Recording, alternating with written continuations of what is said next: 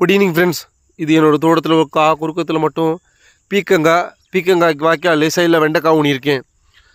இது வந்து கூரைகள் நிறையா வர தர போன வட்டம் வந்து இதில் வெண்டைக்காய் ஊனப்போ களை பார்க்குறதுக்கு எனக்கு 4000 செலவாச்சு. அதே மாதிரி இந்த வட்டம் வந்துடக்கூடாதுன்னு சொல்லி களைக்கொல்லி யூஸ் பண்ணியிருக்கேன். இப்போ பார்த்தீங்களா பீக்கங்காய்க்குள்ளேயே களைக்கொல்லி அடிச்சிருக்கேன் பாருங்கள்.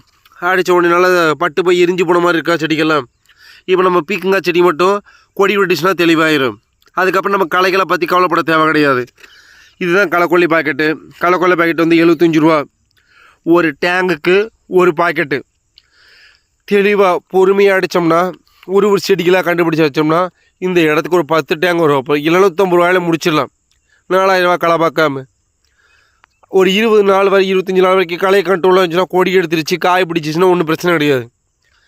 இந்த பார்த்துங்க, இந்த பக்கம் ஃபுல்லாக களைக்கொல்லி அடிச்சுங்க. நல்லா எரிஞ்சு போன மாதிரி இருக்கா. Thank you so much.